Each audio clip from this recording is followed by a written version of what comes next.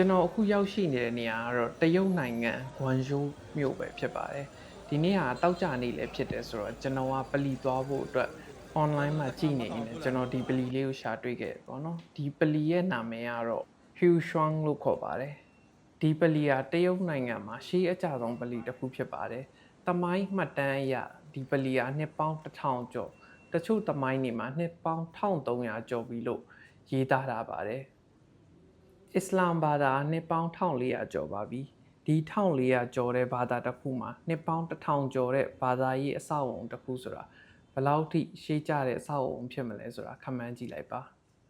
ကျွန်တော်တို့အခုမြင်တွေ့နေရတာကတော့ပင်လယ်ထဲမှာတွေ့နေရတဲ့ light house ဆိုတဲ့မီးပြတိုက်ပေါ့နော်ဒီပလီကို light house ပလီလို့လည်းခေါ်ပါတယ်ဘာလို့လဲဆိုတော့ဒီမီးပြတိုက်ရဒီပလီရဲ့ထင်ရှားတဲ့အသင်္ကေတတစ်ခုပါဒီပလီဖြစ်တည်လာပုံကတော့ရှေးခေတ်အာရေဗျဒေသကနေပြီးတော့အာရပ်လူမျိုးတွေကတရုတ်ပြည်ကိုရေလမ်းကြောင်းကနေကုန်တယ်လောက်ကင်ရင်နဲ့ရောက်ရှိလာပြီးတော့ဒီပလီကိုဆောက်လုပ်ခဲ့တာပါအဲ့ဒါကြောင့်အခုနတွေ့ရတဲ့ light house ဆိုတာကတော့သူတို့ပင်လယ်ထဲမှာတုံးတဲ့မီးပြတဲ့ရဲ့သင်္ကေတအနေနဲ့သူတို့ဆောက်လုပ်ခဲ့တာပါဒီပလီဟာတရုတ်နိုင်ငံရဲ့တမိုင်းတစ်လျှောက်ကို